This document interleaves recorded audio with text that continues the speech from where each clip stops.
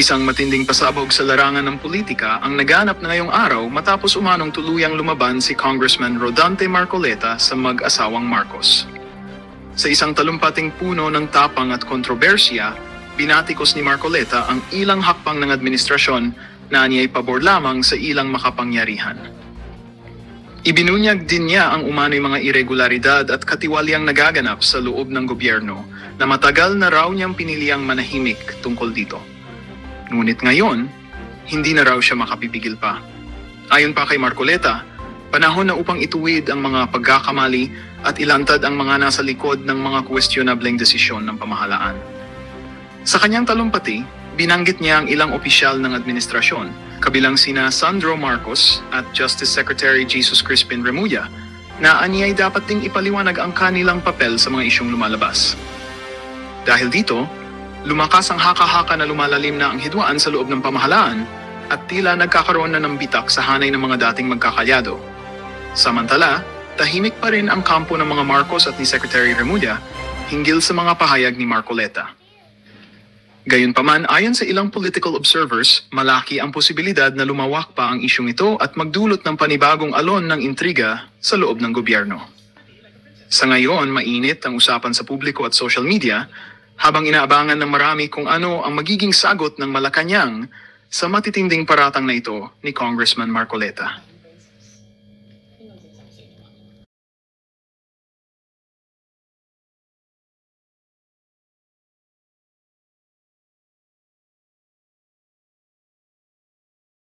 Opo, meron na ho bang kayong pwedeng ilahad na informasyon kung sino-sino na ho no ng mga proponents or local officials ang may existing pa rin na government contract with DPWH na pag-aari nga po yung ng local official o mambabatas yung kontratista para lang ho maiklaro na po mas maaga pa lang kasi doon wala na pong kinakailangan pang mahabang debate doon eh. Kasi klaro po naman ang mga batas na umiiral na bawal yun. Meron ho ba kayong pwedeng mai-present sa amin, sa bayan na gano'n na pong pag-aaral ng inyo pong mga team?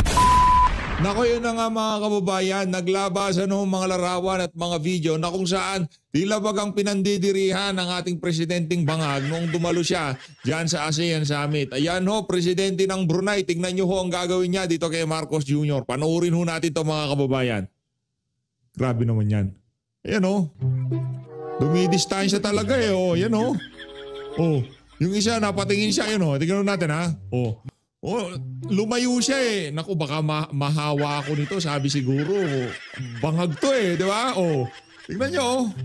Tila bagang merong sakit ang presidente natin at pinandidiriyan ho siya ng ibang mga world leader, di ba? Pinandidiriyan ho si Marcos Jr. eh, yan oh. Tingnan nyo yan, oh. Grabe, oh. Yung isa napatingin. Yung itong nasa likod, napatingin. Aba, may bakante pwesto dyan ha, sabi siguro. Oh. Pero di niya pa rin pinuntahan. Lumayo siya kay Marcos Jr. Ayan linagay siya sa tabi, yung sa Brunei. Layo siya bigla. Sabi siguro, ano to? Pero nung panahon ni dating Pangulo Rodrigo Duterte, lahat to gusto makapagpa-picture kay Tatay Diggs. Lahat to gustong pagka merong pagtitipon ng mga pinuno ng iba't ibang mga bansa, nagpapaselfie ho sila kay Tatay Digong. Dito kay Bangag, tingnan nyo naman ho yan. Napatingin yung isa. Naku, wag ka dyan. Baka utangan ka niyan o baka may mawala sa gamit mo dyan. Laki sa nakaw yan eh.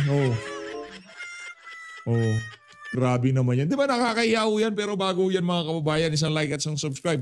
Masaya na ho tayo dyan sa magsusumali sa ating community. Yung join button, nandyan lang ho sa baba. Rekta ho tayo dito kay Sir, Eli Solidar. Pakinggan ho natin ang kanyang mga punto de vista. Kaugnay, doon sa naging talakayan itong si Sir Jen at itong si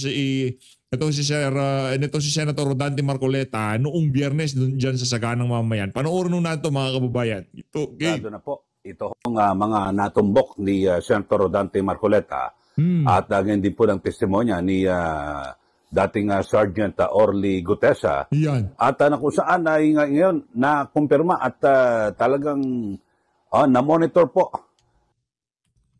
mismo ng kampo ni Senator Marcoleta na grabe po yung pagkapakalat ng mga fake news at upang sirain, wasakin yung kredibilidad ni Sergeant Gutesa at maging si Senator Marcoleta at ipinipilit na tila siya po ay itong si Gutesa ay pinilit lamang at binayaran di umano ni Marcoleta at ni dating Congressman Mike Defensor.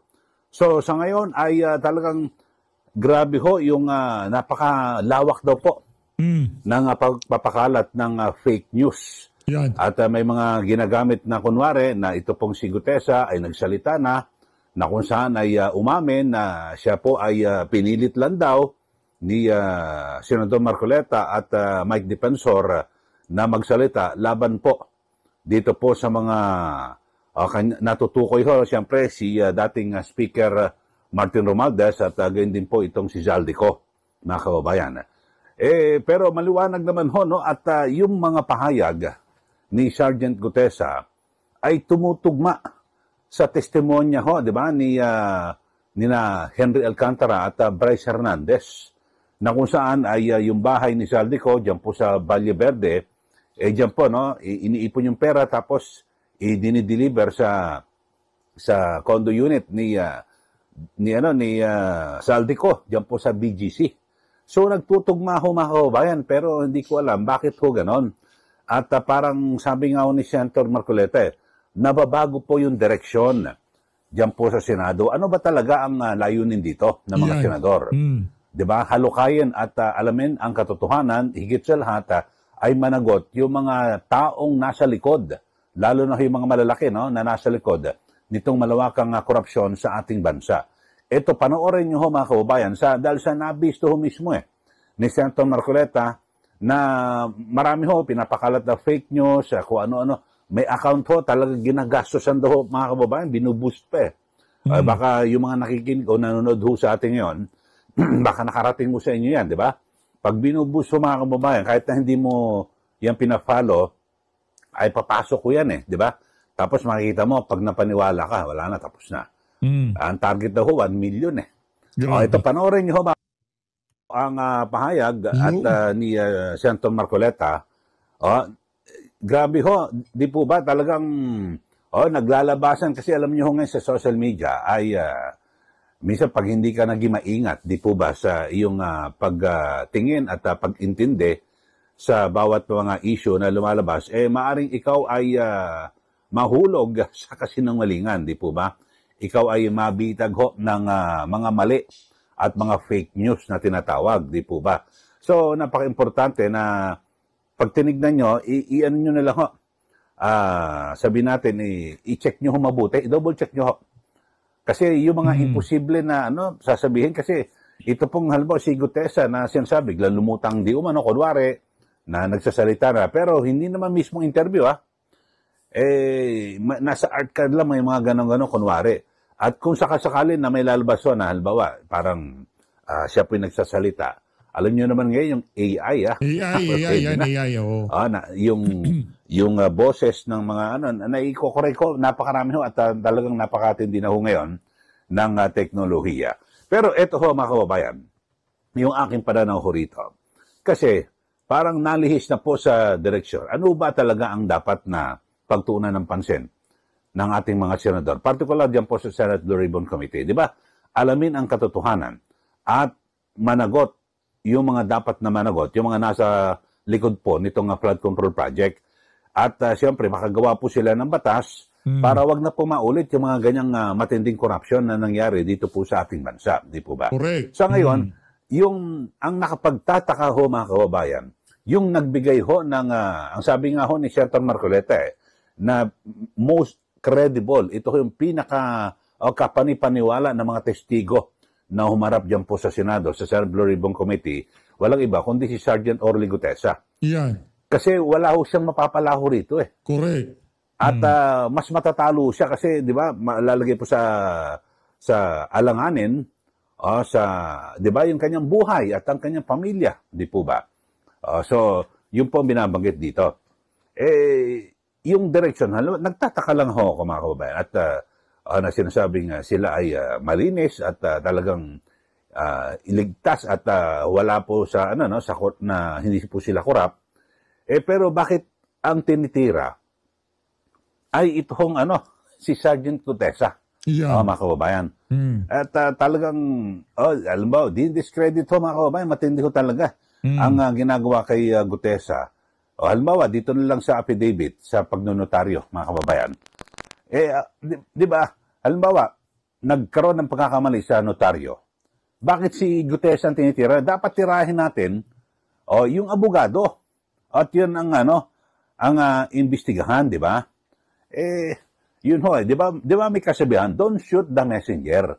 Si Gutesa, siya po ang parang mensahero ng katotohanan na dapat tingnan. Kasi nagtutugma ho, pati yung mga binanggit ho ng mga pangalan, yung sino ba yung Paul Estrada at Mark Kiksay, yung nagsasalansan ng pera. So nagtutugma po doon po sa mga naunang pahayag ng nina Henry Alcantara at Bryce Fernandez. So maliwanag ho ito mga kababayan na talagang tapos siya naman ho talaga ay naging tauhan ni Zaldico, ito pong si Orly Gutesa. So talagang kapanipaniwala ho mga kababayan, di po ba? Dapat doon sila mag-stick ho at talagang magtuon ng pansin, di po ba? Correct. Itong mga senador. Pero ngayon, ang pinagtutuunan ho nila ng pansin yung pirma at kung paano ma-discredit itong si Master Sergeant Orly Gutesa. talagang nahahalata mo, bakit tinudurog po yung kredibilidad? Di-discredit ito pong si Orly Gutesa. Sa halip na halimbawa yung panotaryo, dapat ang questionin ng masinsinan yung abogado. Kasi lumilitaw ho yung mga iba pang mga dokumento, pag inukumpara, ay parehas At alam naman natin talagang yung tunay na kalakaran dito po sa ating bansa. Kayo, subukan nyo ho. Ako minsan gagawin ko magpapanotaryo ako na ibibideo ko na titignan nyo, wala akong harap na abogado. Yan.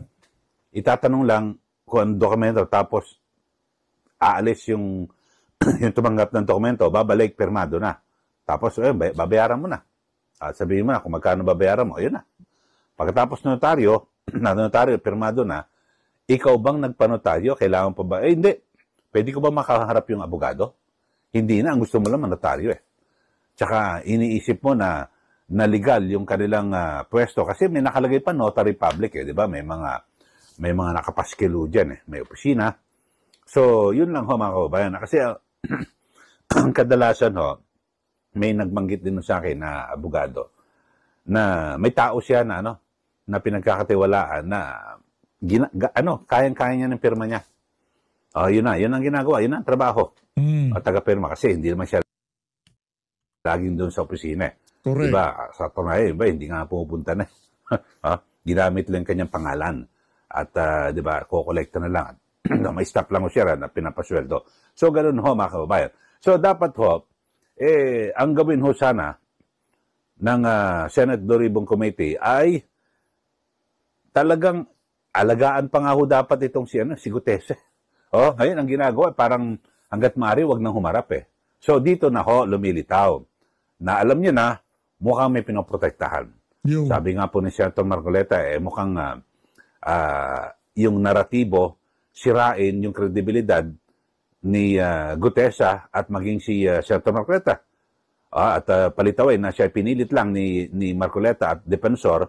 Tapos may isang malaking tao, di ba, pinapalutang si Speaker Martin Romualdez na posibleng dapat maging state witness. O kaya naman, di ba, yung isa rin kasama sa naratibo, di ba, si Ombudsman Boying Rimulya, binabanggit niya na mukhang ang pwede lang ipataw na parusa kay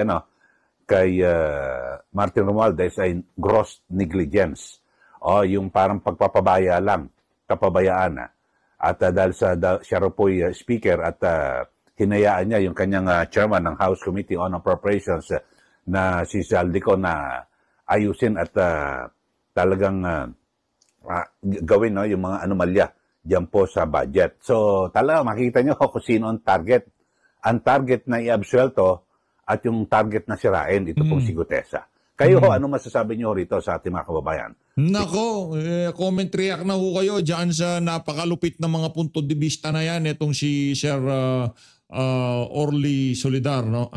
Eli Solidar pala, sorry. Eli Solidar, kaugnay dyan sa mga isiniwalat na yan, itong si Senator Rodante Marcoleta. Ngayon naman ng mga kababayan, dumako naman ho tayo dito sa pagbibida na naman itong si Vince Dizon. Naku, base ho dito kay Vince, hindi na daw hindi naman daw ho pwedeng ibenta yung mga eroplanong napalabas ng tinakas ng bansa kasi hindi naman basta-basta yan makakatakas kung hindi. Ito, pakinggan natin mga kababayan. Game. Secretary Vince Dizon, salamat po sa panahon, sir. Good morning po, Sir Ted, Ma'am Cha. Good morning po. Opo. Unahin ko lang po itong, di ba ho at nag-announce na kayo dati, sumulat na ho kayo sa AMLAC para po doon sa pag-freeze ng air assets ni Zaldico.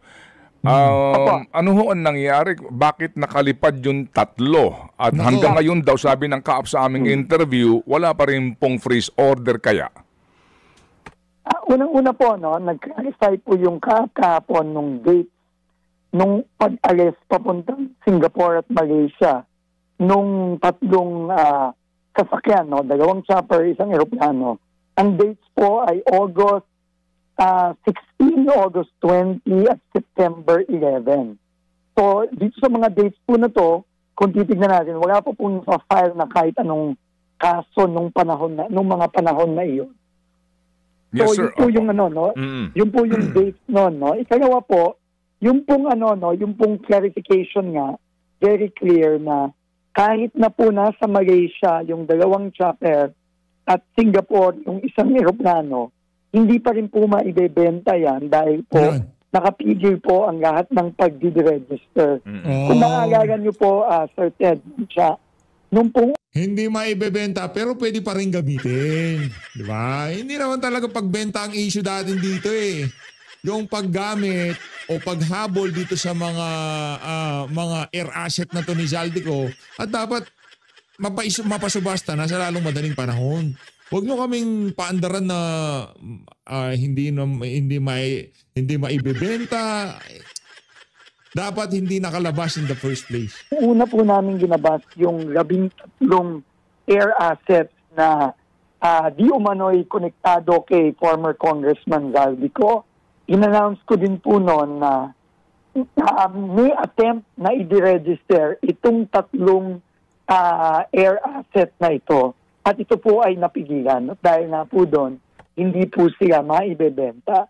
As to the freeze order po, ang makakasagot lang po talaga niyan, Sir Ted, ay ang AMLAC. Opo. Kung yan po ay na ba o hindi. Opo. Naunawaan po namin, kasi ang AMLAC din po tinatawagan namin pero hindi ho available ang kanilang direktor para po sa panayam. Pero para lang ho mas maintindihan natin ng ating mga kababayan na nagbibigay po ng reaksyon dito. Ito pong freeze order particular sa air assets itong si Zaldico.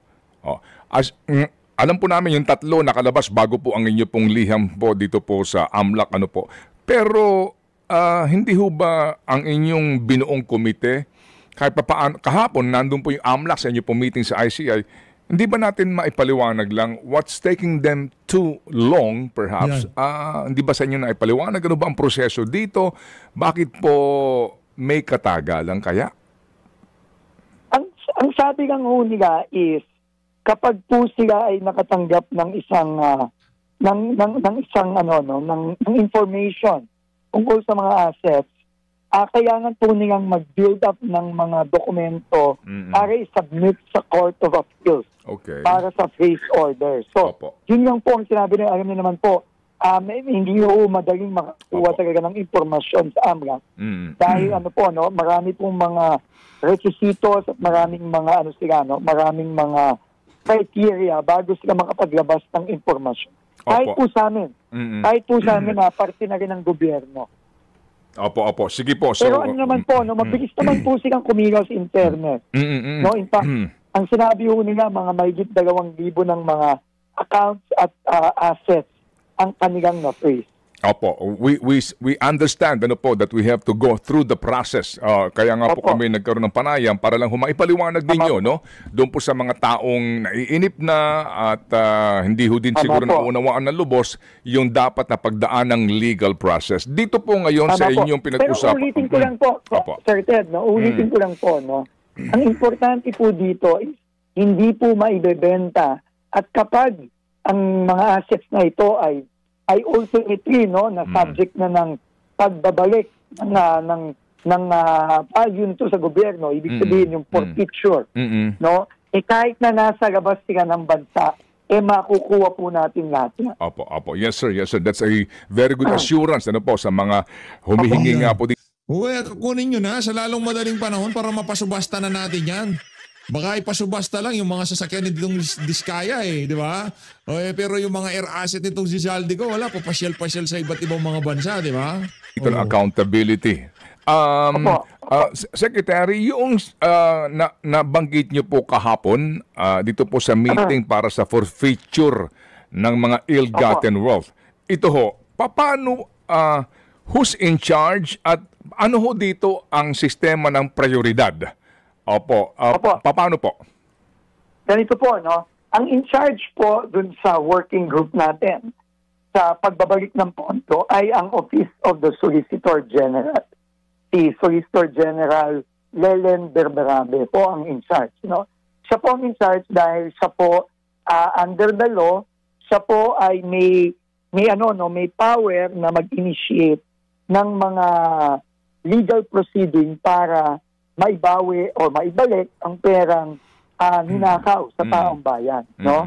Sila pong dalawa ng ombudsman ang may power niyan. Pero ang ombudsman po, ang nakapokus po siya sa mga kriminal na cases, no? Ito pong mga cases ng plunder, pandarambong, malversation, etc. No?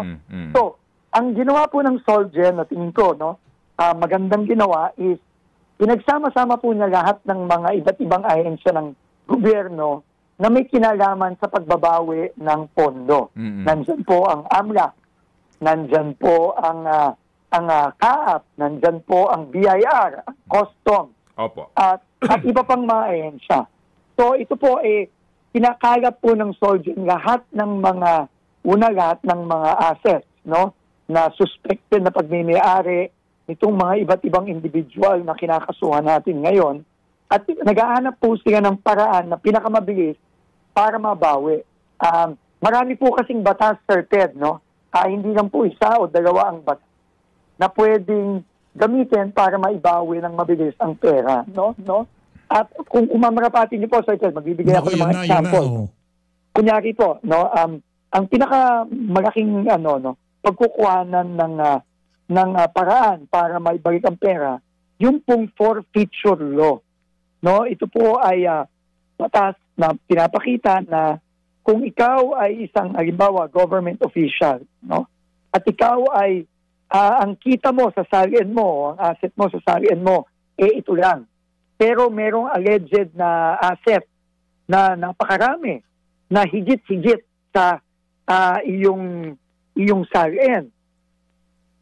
Pwede po kagad mag-file ng kaso immediately sa Regional Trial Court ang ating Solicitor General.